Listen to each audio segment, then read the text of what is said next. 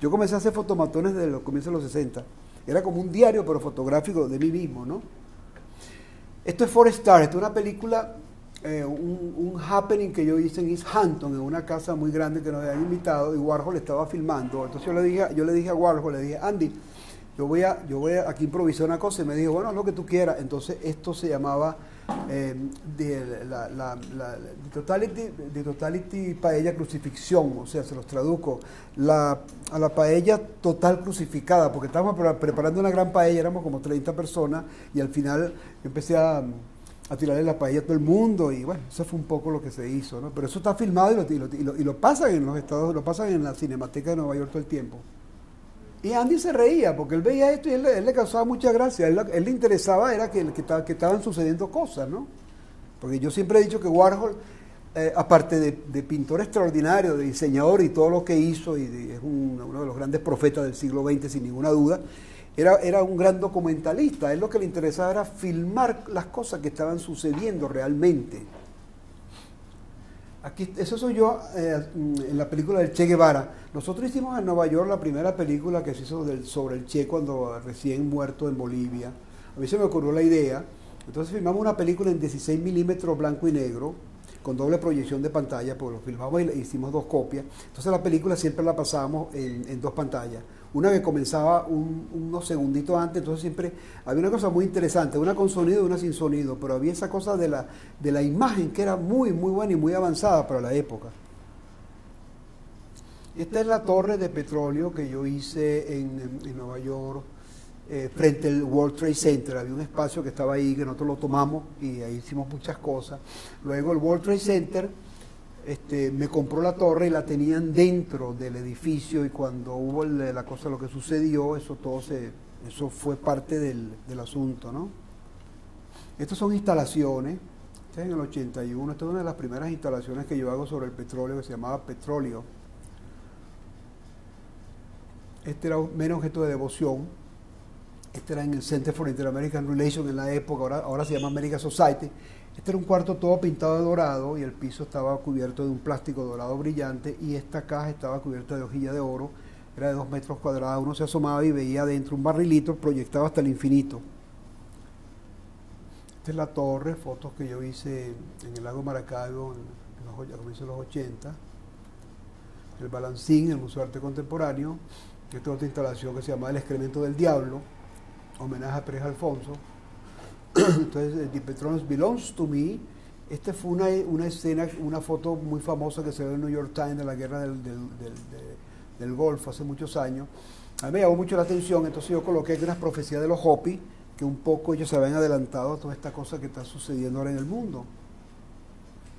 Esta es la Espiral, el Museo de Bellas Artes. Esto es en la Maison de l'Amérique Latine, Maison de l'Amérique Latine, Maison de l'Amérique Latine. Esta es la segunda Bienal de Cuba, en La Habana. Entonces en Documenta de Kassel. Yo repartí un frasquito chiquitico con petróleo crudo. Eso le llamó mucho la atención. Este es Nam June Paik, que ese es el padre del videoarte, el gran el profeta del videoarte. Esta es una instalación muy linda llamada Petróleo Crudo, que hice en una galería informal que se había armado en Colinas de Bellomonte, y yo la inauguré con esta pieza. Entonces en París, en la Chapelle de la Salpêtrière, este es el metro de Caracas.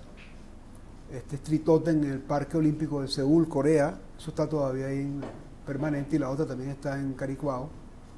Entonces en París, en la Chapelle de la Salpêtrière, esto era Los Derechos de Menes, se llamaba esto, una exposición que yo fui el curador, que fue muy interesante. Estas son las diagonales en Washington, frente a la National Gallery. Eso tuvieron ahí en exhibición como unos 3-4 años más o menos. Esta es la gran diagonal, que era más pequeña, que estaba en el Museo de la OEA y está ahí permanentemente también. Sí, la primera obra que yo hice sobre el petróleo fue, o sea, la primera obra ya en serio, pues ya yo había hecho sketches y diseños y cosas, fue realmente con la torre, ¿no? A mí el asunto de la torre me llamaba mucho la atención, porque yo lo veía como un símbolo, ¿ves? Como un símbolo, era casi como, yo lo visualizaba como una cruz, una cosa muy fuerte, ¿no? Como esos símbolos religiosos, la esvástica, ¿me entiendes? La estrella de David, todo eso para mí eso todo se me agolpaba en la cabeza. Entonces yo me quería sacar el fantasma ese de la torre, por eso la primera pieza que hice fue la torre. Pero a mí me llamaba mucho la atención el asunto del barril. Yo hice varias torres, por cierto, inclusive torres inclinadas, inclusive torres, tú sabes, como dislocadas, ¿tú me entiendes?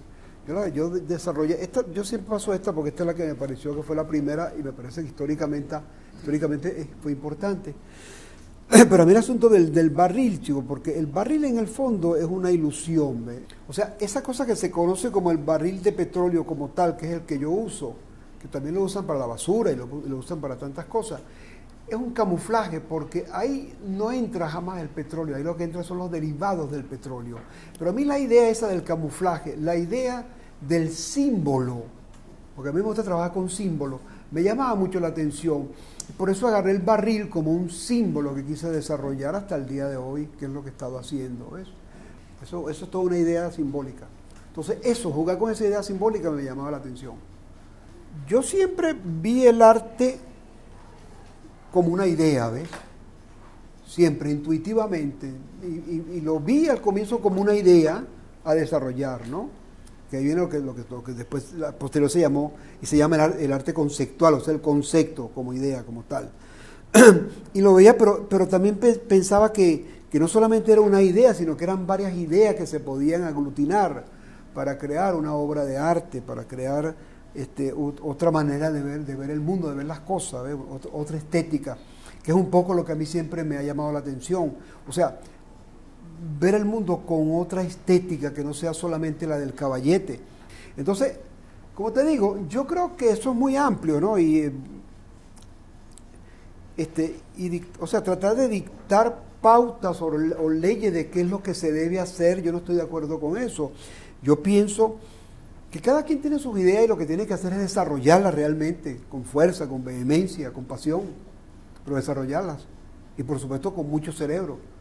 Porque el arte no solamente es inspiración, sino que hay una parte de inspiración y hay una parte muy importante que es de trabajo diario, que yo pienso que ahí es donde está el quid del asunto, si realmente queremos hacer una obra trascendente, que tenga trascendencia, que tenga importancia. Eso es como el diseño. O sea, tú puedes agarrar un papel y diseñar cualquier vaina, ¿entiendes? Pero el asunto es, o sea, yo pienso que lo que las escuelas de arte o de diseño, las universidades que tienen que ver con el arte, lo que realmente deben de hacer hincapié es en el desarrollo individual de cada quien, ¿entiendes? Cómo no, tú usas las fórmulas que sean, claro, eso es como yo siempre digo que para romper el equilibrio tú tienes que conocerlo, o sea, tú no puedes entrar de lleno a romper el equilibrio si no lo conoces.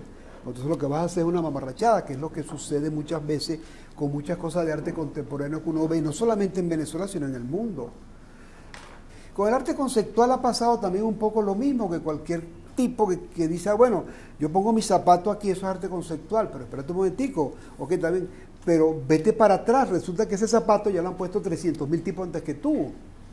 Hay una frase muy, muy buena de Santillana, eso lo aplicaba a los campos de concentración, que era, those who doesn't remember the past, they are condemned to repeat it.